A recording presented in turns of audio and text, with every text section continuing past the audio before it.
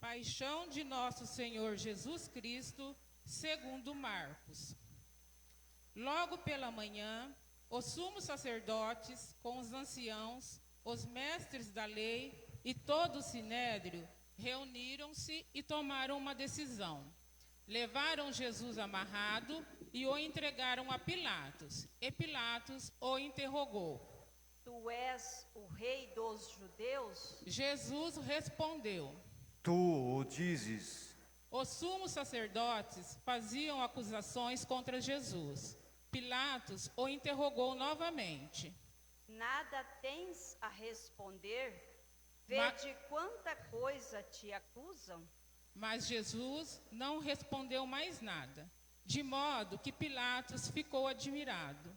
Por ocasião da Páscoa, Pilatos soltava o prisioneiro que eles pedissem. Havia então um preso, chamado Barrabás, entre os bandidos, que numa revolta tinha cometido um assassinato. A multidão subiu a Pilatos e começou a pedir que ele fizesse como era costume. Pilatos perguntou: Vós quereis que eu solte o rei dos judeus? Ele bem sabia que os sumos sacerdotes haviam entregado Jesus por inveja. Porém, os sumos sacerdotes instigaram a multidão para que Pilatos lhe soltasse Barrabás. Pilatos perguntou de novo: Que quereis então que eu faça com o rei dos judeus? Mas eles tornaram a gritar: Crucifica-o! Pilatos perguntou: Mas que mal ele fez? Eles, porém, gritaram com mais força: Crucifica-o! Pilatos, querendo satisfazer a multidão, soltou Barrabás, mandou flagelar Jesus e o entregou para ser crucificado. Então os soldados o levaram para dentro do palácio, isto é, o pretório, e convocaram toda a tropa. Vestiram Jesus com um manto vermelho, teceram uma coroa de espinhos e a puseram em sua cabeça, e começaram a saudá-lo.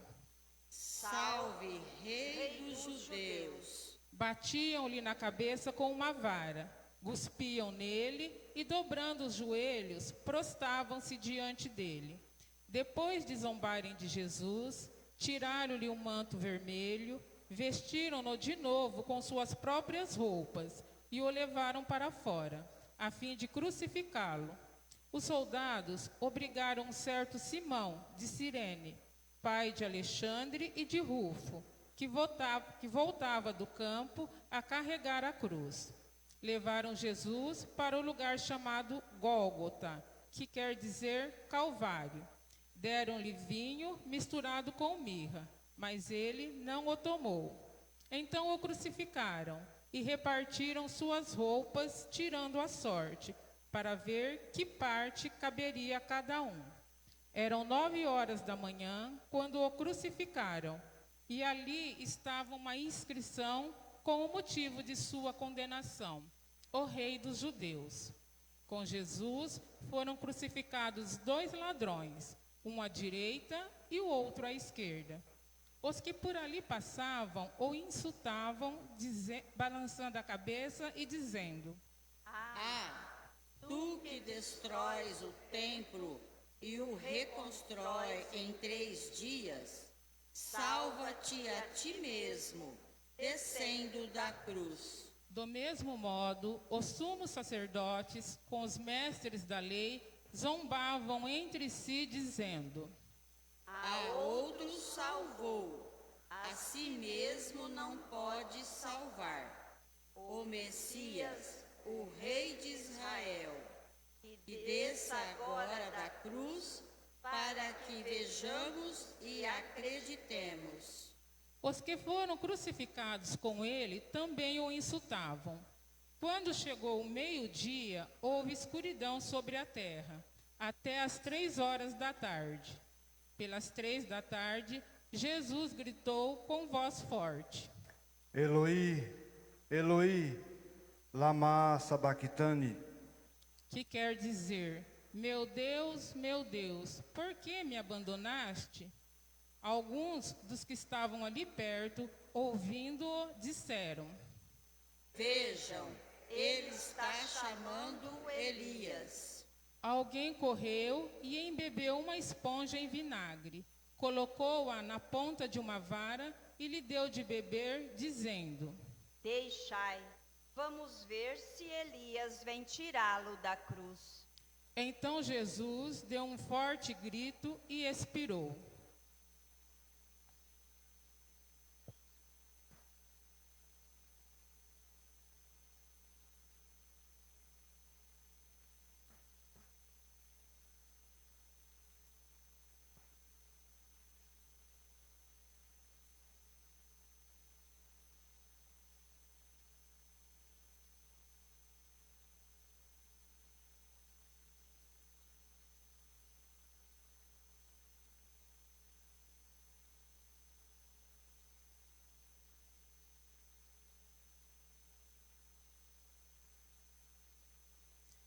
Nesse momento, a cortina do santuário rasgou-se de alto a baixo em duas partes. Quando o oficial do exército, que estava bem em frente dele, viu como Jesus havia expirado, disse: Na verdade, este homem era filho de Deus. Palavra da salvação. Glória a vós, Senhor. Meu Deus, meu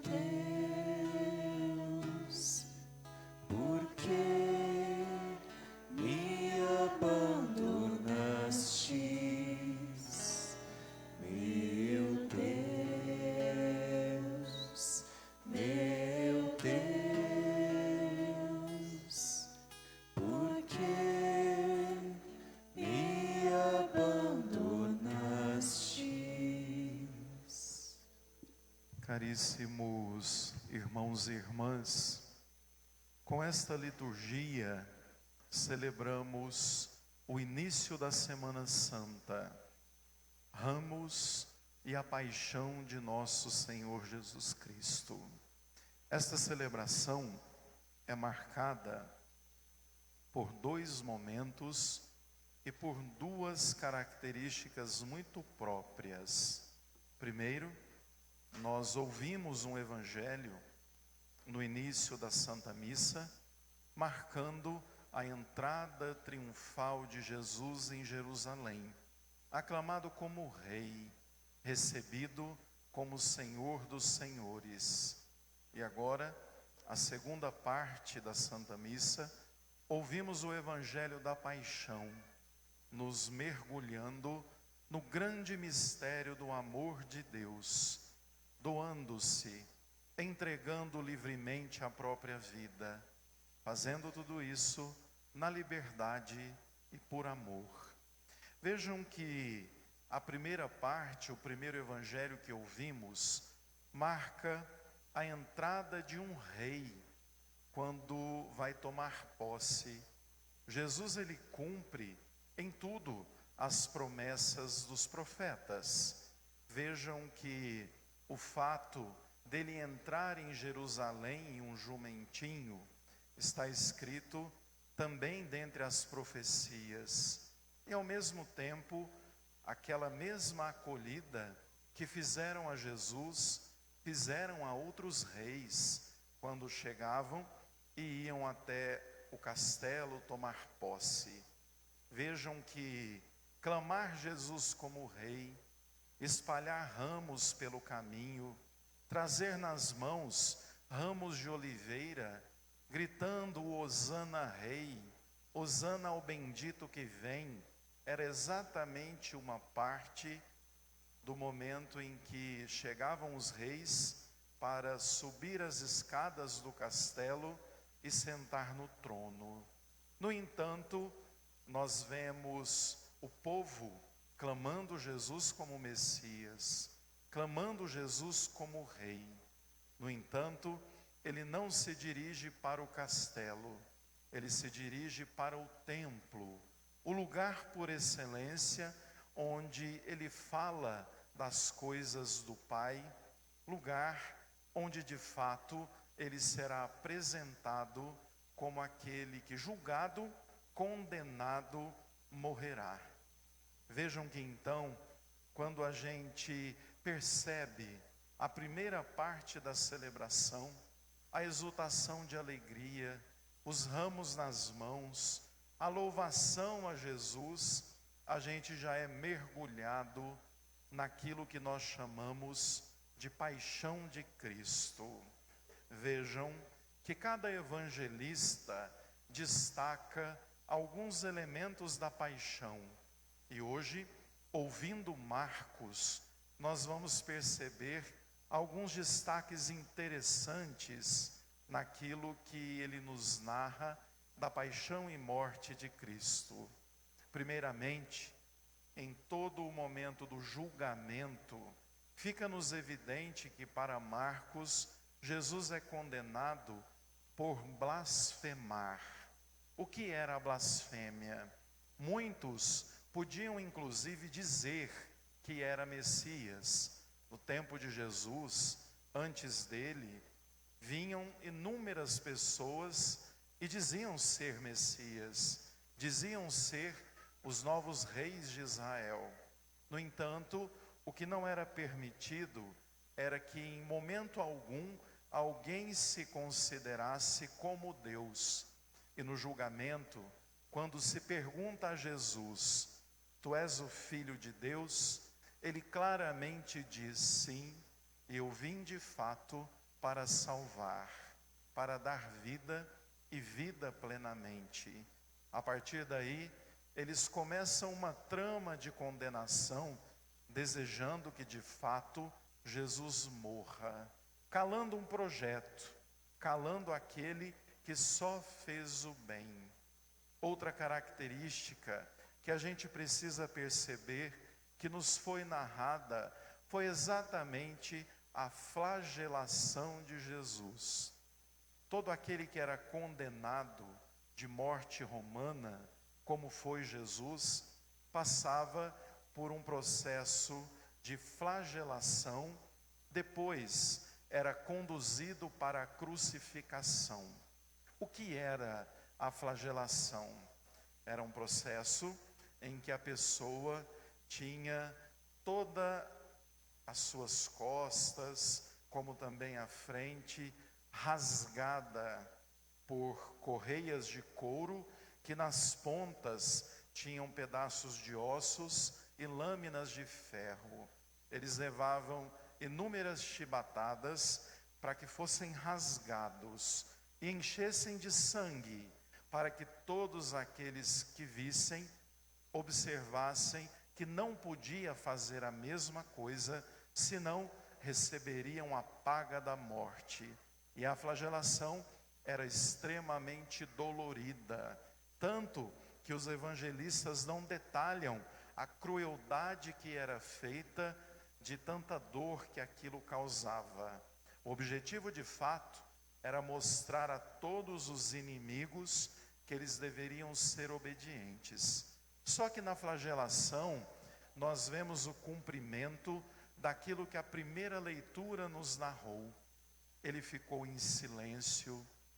700 anos antes da morte de Cristo, o servo sofredor tem todas as características. Arrancaram-lhe a barba, cuspiram nele, debocharam, caçoaram. O que fizeram com Jesus? Deram a ele um manto vermelho, um manto de púrpura, que era um manto que o rei recebia, uma cana rachada para dizer que o seu reino era furado, e também uma coroa. Os reis eram coroados para assumir o trono. No entanto, Jesus é coroado com espinhos para aumentar o escárnio, o deboche e a zombaria.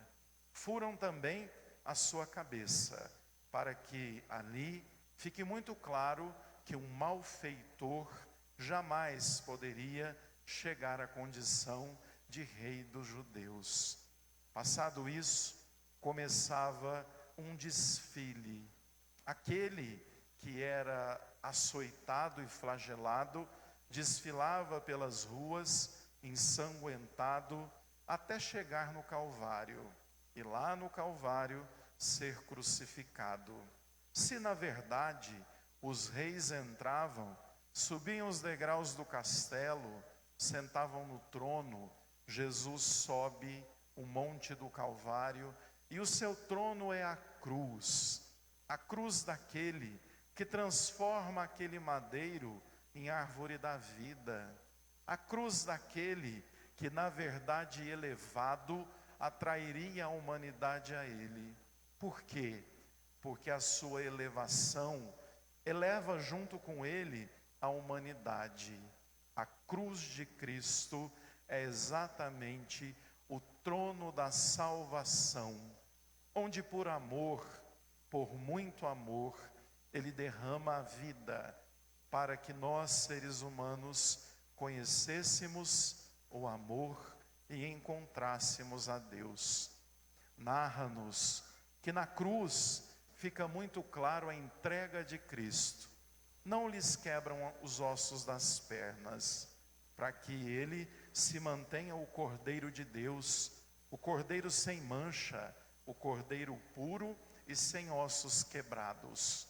No entanto, no seu último suspiro, ele grita aquilo que cantávamos no Salmo. Toma a voz humana e diz: meu Deus, por que me abandonastes? Esse grito na boca de Jesus não é uma dúvida, não é um medo. Na verdade, é o grito de uma humanidade que tanto necessita de Deus, que olhando para Cristo, contempla de fato o mistério do amor revelado. Na segunda leitura, ouvíamos que Cristo não usou da sua condição divina para fugir da cruz, para nos salvar de outro modo que não fosse enfrentar toda a condenação que nós humanos demos a Ele. Não usou da sua condição divina, mas foi servo obediente, obediente até a morte e a morte de cruz. Um mistério que muitas vezes nos faz perguntar o porquê do silêncio de Deus. Deus silencia, não diz nada. No entanto, a obediência de Cristo conduz a humanidade àquilo que nós chamamos de redenção. E o Pai o exulta. A resposta de Deus está muito clara na segunda leitura. O Pai o exulta, o ressuscita, e a partir daí, ele será aclamado como Senhor do céu, da terra e abaixo da terra. E diante do senhorio do Salvador, todo joelho se dobrará e toda língua proclamará que ele é o Senhor. Por isso, demos início com esta liturgia aos mais importantes mistérios da nossa fé. Essa semana, a Semana Maior, a Semana Santa, é o convite a adorarmos a Cristo, a contemplarmos o amor da cruz, a nos surpreendermos, a nos encantarmos, porque diante de tamanho amor, só nos resta contemplar, sentir-se amados e perceber que por amor e no amor, Deus se derramou por nós. Louvado seja o nosso Senhor Jesus Cristo. Para sempre seja louvado.